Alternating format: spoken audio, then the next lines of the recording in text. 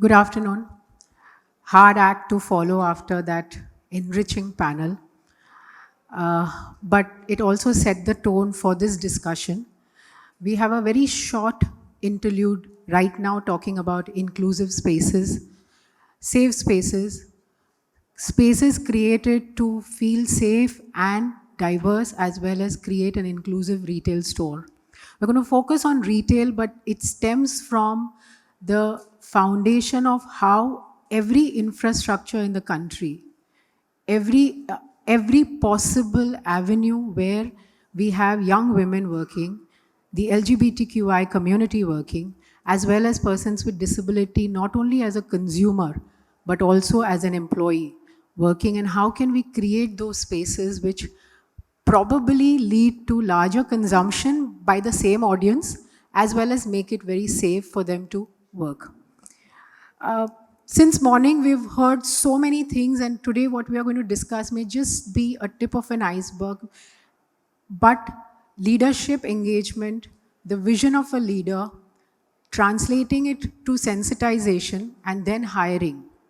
But what happens, like Mr. Arman Ali said, that I cannot reach my workplace. I have created malls which are extremely accessible. We have created stores which are accessible, but we do not have the ways or the means for the youth to reach that store. What happens there? That's a larger question which we at this panel cannot answer. So we are going to stick to the realm of retail and what is it that we can do within the retail ecosystem to create a very, very inclusive shopping environment as well as for an employee to thrive. My first question goes to, I'd like to ask them to introduce themselves because I know you heard them where they are from, but we can start with Vivek and then move on this side. Hi, Vivek. My name is Vivek Thilakan, and I represent Landmark Group. We have formats like Lifestyle, Max, Home Center, and so on. Spent close to 3 decades in the retail industry and operations. Worked with the Future Group, Raymond, and now with Landmark Group for close to 2 decades. I head the operations for the lifestyle stores in the western region of India. Thank you. Happy to be here. Hi, I'm Tejaswini. Thank you for inviting me. Thank you, Ekam. Thank you, RAI. Like most of us, I started my career with Shop Stop, and it's been 2 decades. I'm in visual merchandising, enjoying thoroughly, and it's been a decade that I'm working with Pepe Jeans. It's a denim brand, as most of us know about it, and looking forward for the session and the rest of the sessions. Thank you. Hi, good evening, everyone. My name is Shradha Kurup. I am the group visual merchandising head at Raymond Limited. I also take care of retail marketing at Raymond, been here for about a decade and a little more. And like Tejaswini, started my journey with Shopper Stop and have been at Future Group, Aditya Birla Retail with Raymond now. And I'm really, really glad to be here. The session before us and all the other panels that I attended, I'm definitely going back with a lot of insights to implement. So thank you for calling me. So, can you hear me? Yeah. We can start with Shradha. What are the things that you look into when you are designing a store, especially keeping persons with disability as well as young women, women who are pregnant, old people, everybody who's in the realm of people with inclusion that we are talking about?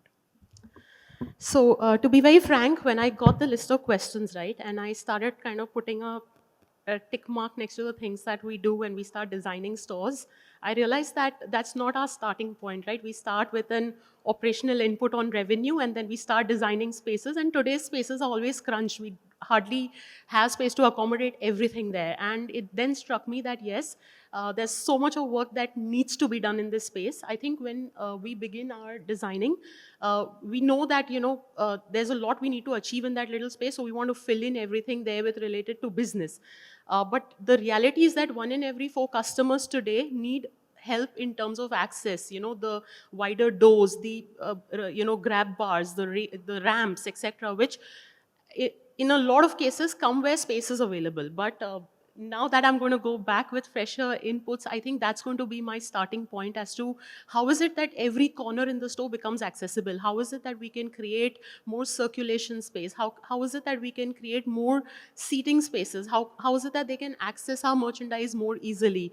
We have created these initiatives as well where, if a customer can't come to us, because a lot of our merchandise needs to be converted. So fabric needs to be converted into a suit that requires measurements. Not everybody is comfortable with that. So we have created this whole service where we go to the customer. If they are not comfortable, we go to them and we do it at their home. And then we deliver for trials and the final products there as well. But to be very frank, it's just the tip of the iceberg. A lot more to do on this. So hopefully in the next session, we would have evolved in this space. Yeah, Tejaswini, same question to you, purely because we are looking at store sizes which are very different. It's a different ball game when you're designing a very large store, but for example, a Pepe store may start from a 750 square feet going up to 3,000 square feet. And each nuance of a store to design for a customer who is a disabled customer. And it's not only wheelchair. We are talking about people with low vision. We are talking about people with intellectual disability. And like Mr. Arman said, there are invisible disabilities that you may have where people have autism, they may have slow learning abilities and need assistance. How do you design the store, or what are the focus points that you have when you design those stores? Hi, thank you. As Shradha said, yes, it is true that this is one area which is unexplored and probably a little ignored, which is not very good or I'm proud about. I've been seeing the stores since my start of the career that excess of wheelchair has been taken care of, which is a good thing, but I'm not too sure since last 20 years if I've seen anything beyond that. And I recently realized it, I'm just sharing my personal experience. My mother-in-law recently had gone through surgeries and she was on wheelchair for some time. So she was really curious to, go out when she was not bedridden and came on a wheelchair. So we took her out and we realized in a mall, I'm not going to name any of the mall, she was not drinking water. So we pushed her, why are you not drinking water? You need to, you're getting dehydrated. So you think, no, I cannot drink water because wheelchair is fine, but the restrooms are not comfortable. I'll not be able to get up by myself. I'll need somebody's help and I'm not comfortable with that. And that's when I realized this is not correct. We all need to, that was a wake-up call that I got. And we need to take care of this. So not on a very large scale, but while we design, at least we started making sure that if not this, we make sure that the lighting is bright for, especially for the visually impaired, customers. That can be a small thing. The other thing that we need to take care of is the aisle space is bigger and comfortable for people. So yeah, we are trying and taking care of it, not everywhere because the store size, as Shradha mentioned correctly, we have to fit in a lot of things, lot of categories in minimum space, but we try and take care of this. At VM level, what we try and also do it for specially visually impaired customers is, we need to show the store and store size right from the entrance. So we try and keep the aisle empty and, the mannequin clusters, the height of the mannequin clusters can go higher and higher. So the last cluster is seen. So for example, the ladies is behind and the men's is in the front. They know the ladies section is behind. They do not have to struggle to search the entire store, no matter how small or big it is. So yeah, we are starting, but there is a long, long way to go. Thanks. Vivek, your journey with Landmark, we've been talking about, and we've been saying that Landmark was in the forefront of hiring persons with disabilities. So not only as a recruiter, but also what are the reasonable adjustments you have made in the store for your customers? Sure. So we started this initiative called Swabhiman way back in 2013 and partnering with the TRRAIN. I think it was called Punk, Ameesha, if I'm not wrong. Yes. And we had hired our first batch of about 8, people with disabilities in our store. Since then, it's been a long journey. Very happy to say that the initial batch of 8 people have continued to be with us, and they'll be very soon completing a decade with us in the organization. And since then, we have today about 580 people working across the various stores, and we plan to invest a lot more in this talent pool. So it's not just about providing employment to people with disabilities, but it's also about creating a sense of independence, a sense of pride, and getting them into the mainstream of society, right? So I think that journey continues. Our experience with them, for example, earlier in the panel, Lemon Tree spoke about the efficiency of people in terms of cleaning their rooms. So similarly, in our case also, when we look at the KPIs, the different metrics that we measure for the efficiency, and we find that a lot of these people are actually far more efficient than normal, say cashiers in terms of the speed of billing, right? In terms of enrolling people into loyalty program, a lot of our, these people like Pooja we have in Thane, she has been awarded as the best CSI, I don't know, nth number of time. Atul in our Wakad store earlier, he was in Phoenix. And he's always among the most efficient cashiers every month after month. In fact, one of the jokes in our store is who will win the best employee of the month, and people oh to Pooja ko hi milne wala hai. So, so that's the level of efficiency, and, because they're very focused in their jobs, distractions, so they're not chit-chatting, and, but they're very focused into what they're doing, and it's really given. So it's not just about, and a lot of people before me also said it is not just about it's being the right thing to do, but it also makes a lot of business sense, right? In terms of our store design, and which Shradha and Tejaswini also spoke about, I think all of us at some point of our lives would have faced disability, right? So you mentioned about your mother-in-law. So similarly, I had an instance in my own life where I had my leg operated and I was on a wheelchair for a couple of months. I could not go to my office because my office was on the second floor and it didn't have a lift. So I had to park myself in one of the stores in the back office and work from there. And like she said, I would not drink water because that from traveling from my desk to the washroom was quite an ordeal. I mean, if to walk with a walker, not easy. So while most of our stores are in the malls and we have wide entrances, we have ramps, we have wheelchairs, railings, grab bars in washrooms, or in our trial rooms. But like the earlier panelist said, the staff or the customer still needs to reach the store, right? So when you step out of the store, what about the pavements? What about the public transport system? In fact, one of our Sobiman employee we had to let go because we had to shut down one of our store, and she used to work very close to that store. She could walk. But the moment we had to transfer to another store, she had to quit because she was not comfortable traveling in the public transport system because it was not comfortable for her. While she tried, but at some point of time she had to give up and we had to let go of her. So those are the challenges which are sometimes beyond our control, and and so while we have moved the needle, but still a very, very long way to go. I would like to add up over here, not on a very large scale, but on a very small scale.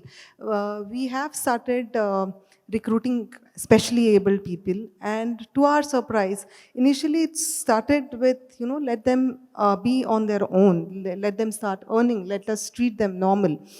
But after a point, we realize what next? They are performing well. They're doing their jobs very well.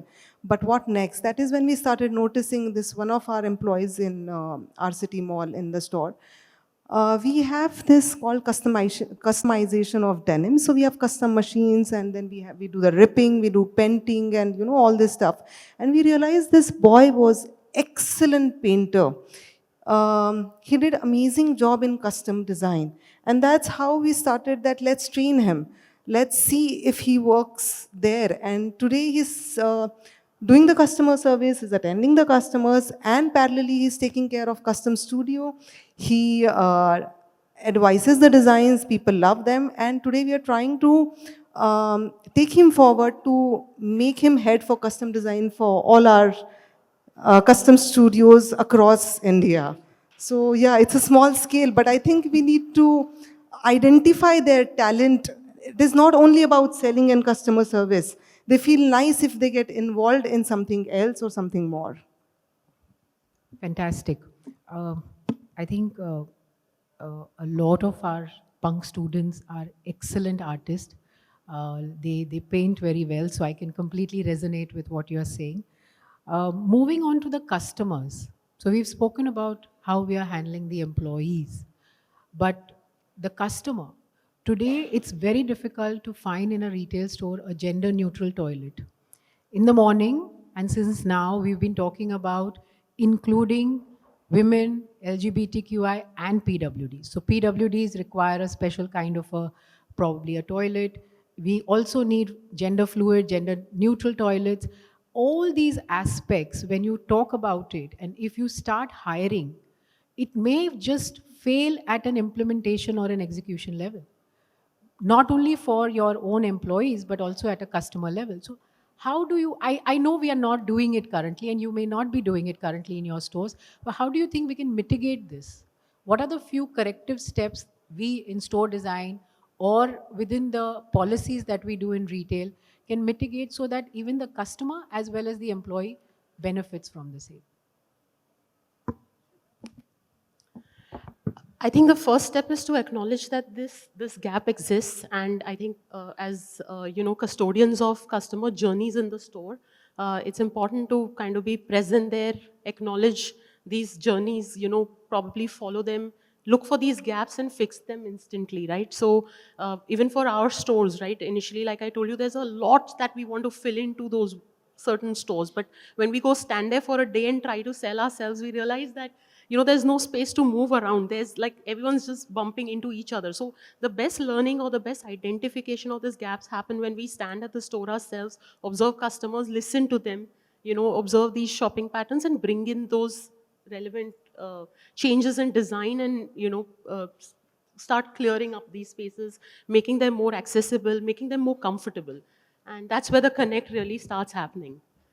In each of these accessibility parameters, there is not one aspect. It's not only about the physical store, but we were discussing, it's about your branding, your website, your elevators, every possible thing. So Vivek, what do you... Tags on the garment. Tags. Today even a normal person with specs sometimes find it so difficult to read what is mentioned on the tag. So forget about having braille or these sort of things. So yeah, there is a long journey ahead that we need to navigate. What can we do? Is there something in your mind that you would say, I'm hiring, I have people who are shopping who are probably disabled or belong to a LGBTQI community. How can I make them in a safe, secure environment and yet let them shop?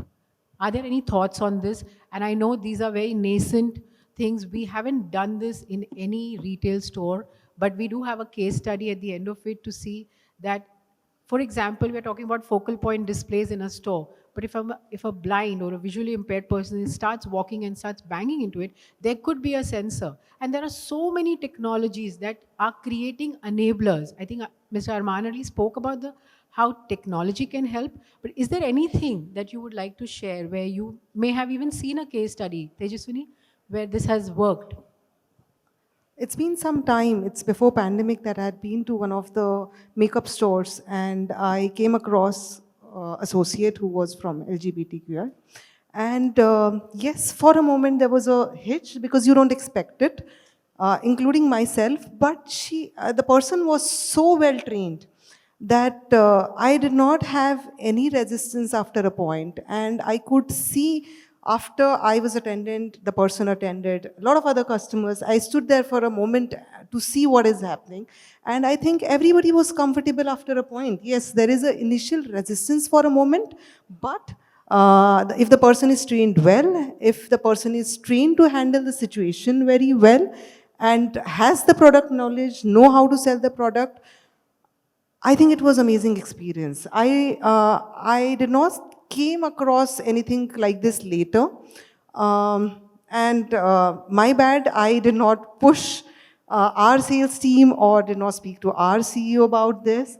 As I said earlier, these sessions are at times wake-up calls. You make notes and you go back and discuss with your companies. But I think they should be pushed, trained well, and should be on the floor, should be everywhere. Not just on the floor, but should be everywhere. I think it starts right from the first interaction that a customer has at the store, right? So training the staff adequately, having this empathy right from the fact that the person enters, and it could be a person with a disability or a person without it, but to have that initial connect, create an environment that's inclusive, comfortable, and it could be questions that lead up to something that they want, or it could just be a simple thing that just let me shop, I'll come back to you. So the ability to train our staff to kind of acknowledge this and just be there for them and let the process continue. So I think it all starts with the fact that acknowledging that empathy in this whole journey is very important, and how do we train our staff to identify these nuances in the journey and help enable them to just keep going on. So Training, I think it's very important. We spoke about how training the staff to serve a customer who could be a young woman, could be senior citizen, could be a person with disability. What kind of training would you look at to create that empathy uh, within the store? And not only from an inclusive design perspective, but also from a safe and non-threatening environment. I think a lot of places where we are hiring LGBTQI, we are hiring persons with disability, there is a very, very underlying bullying or probably some amount of threat that they face, not only as employees, but also as a customer. Because, I mean, literally, मुझे कुछ बोल दिया तो मैं क्या बोलूँगा? That is the kind of an attitude which we have seen. So how does training happen when you have already designed a store which is probably friendly, inclusive, but what kind of training goes in so that your staff, your salesperson recognizes the fact that this is a customer that I need to treat in a this manner? So, Amisha, in my experience with what we've done with Swabhiman, we start with sensitizing our managers, supervisors, and above on how to treat and build, foster that culture of equality and acceptance. While we recruit, we take the help of a translator from the NGO, and even post selection, the translator is part of the induction process till the time, and the people with disabilities are trained on the job and also using e-learn and digital platform. Our experience has been, and ultimately it all boils down to empathy. And what we have seen is that the Swabhiman employees are very well accepted within our stores. Other staffs actually go out of the way to make them feel comfortable. It has actually helped in increasing the overall engagement scores within the store. So there are different stakeholders, right? One is the employee himself who has a disability. Apart from the fact that, I mean, the feeling of independence and pride of contributing positively to the society, not just for the person, but also now he's supporting a family, right? So that's a great, space to be in. From a customer point of view also, what to add to what Tejaswini said, there are sometimes when we have seen the customer does not realize that this person cannot hear, for example, right? And there are times when the customer sometimes loses his cool because he realizes that he's probably asking a question to the cashier and the cashier not responding. He may be looking down and maybe doing his job, but the moment the customer realizes that this is a differently abled person, his whole approach completely changes. And the empteenth number of positive feedback that we've received from the customers is a testimony of that fact, and where they start seeing the brand as a socially responsible brand. And so all stakeholders within this, whether it's the employee, our rest of the team and the customers, I think it's a win-win in every sense. A very, I would say, from the audience, if anybody would like to add on to the inclusive design part of it, because we do know that there are retail stores which not only do reasonable accommodations, but if anybody would like to speak about, please let us know. We don't want it to be like just a one-way dialogue, so feel free to. Yes, BSN. I thought this is a great opportunity to really think forward. Yeah, because the sense I'm getting is that as a retail industry, including my 30 years of journey, we have not paid attention to accessibility at all. Let's accept it. Okay. You have an audience here who influence store design, who influence visual merchandising. Okay, and somebody said we need to push. So I thought, can I push and say that why can't you all talk about what should we do? What is the starting point? You must have dealt with a store design or a store design company. Can three of you together and add some more people create a project where we say in the next 3 months we create a store design manual for retail in this country? We'll create a mall design manual for accessibility in this country. And maybe next Ekam you present that to say, we actually created out of these three people, we put it to practice, and here is the result of how things have changed. So there could be some beginning starting here, so that you start looking futuristically. So I don't know how you want to take it. Yeah, so Besan, I'll answer that. The last question that we wanted to discuss, and when we huddled up, we discussed that we're going to leave this by saying that we've not done enough as an industry, and there are challenges. The two critical challenges that, to your point, why can't we formulate a team and do this? Space from a store perspective, and even if they want to influence, they are unable to sometimes influence by creating those inclusive spaces. And secondly is the business decision. And I think it all boils down to the previous panels where business impact vis-a-vis whether it is hiring, whether it is creating inclusive spaces, whether it is creating, baby and mummy rooms or creating gender neutral loos, everything boils down to these two things. One is space, one is the business decision.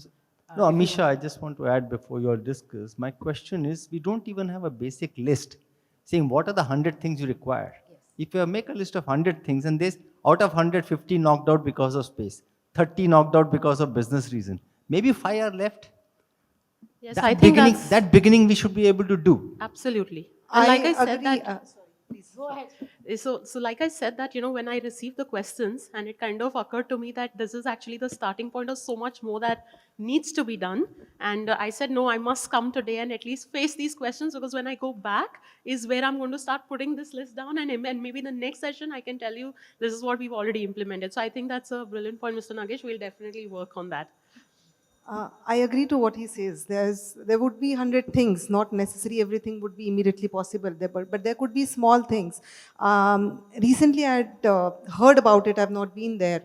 I missed it, I think, during my visit. In a Middle East, one of the sports brand, very popular sports brand, they have prosthetic mannequins, they have changing rooms where they have small digital screens where, specially abled people on the click can ask for a size or different color, and that alerts the fashion consultant, and the size is immediately available or the piece is immediately available for the customer.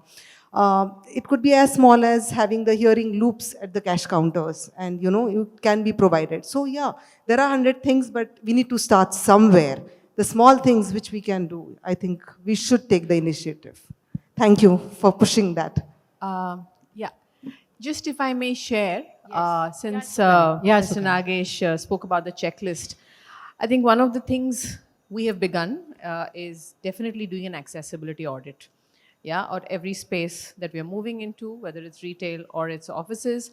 So the checklist of 100, then we know how much it kind of actually boils down to. But you know that these are the things that are absolutes, right? Whether it's a gender neutral toilet, whether having a ramp, whether having, braille, whether having on signboards and things like that. But you could start small, but at least an audit will give you an idea of what we have and what we don't have. Yeah, thanks. Thank you. No, I will share. I don't have it right now. Absolutely. It's no secret. Yeah. Anybody else? Harini is there in the audience. Would you like to talk about your, how do you create a very safe space for the persons that you hire for your brands? Harini is from Elka, Estee Lauder company, and they have MAC, which hires, people from all sorts of diverse backgrounds. Thank you, Ameesha, and thank you to this panel for a very enriching, and actually this discussion has created a lot of awareness in this space.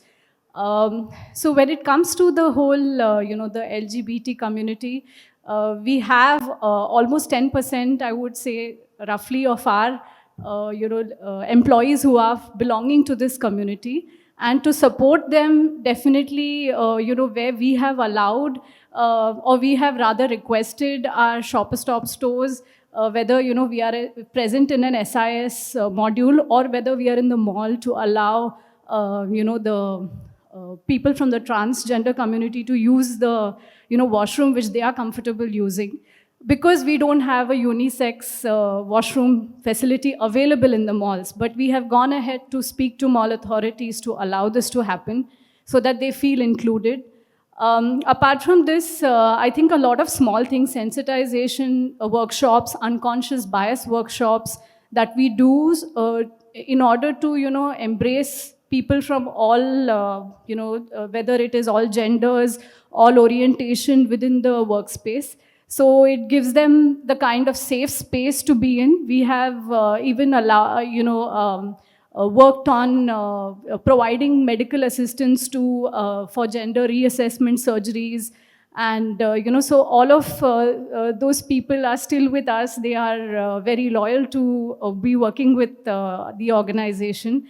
We've had people who have grown within the structure. Today they are store managers.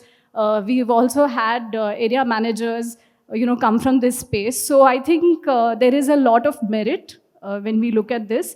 Definitely the next space also that we would like to look at is maybe we could have a discussion, Ameesha, that how can we look at, the whole PWSA coming into beauty. So that is the next discussion. Thanks, Harini. Thank I you. thought it would make sense if you could share your experience.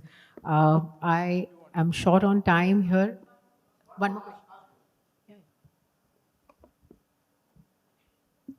Hi, I know you're short of time, so I'll make it quick.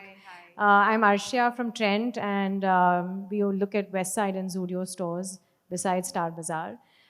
When you were talking about audit, ma'am, though I actually had CSR, but what I did was I took a person with disability on a wheelchair through the West Side store in Calcutta, just to understand exactly what her difficulties are.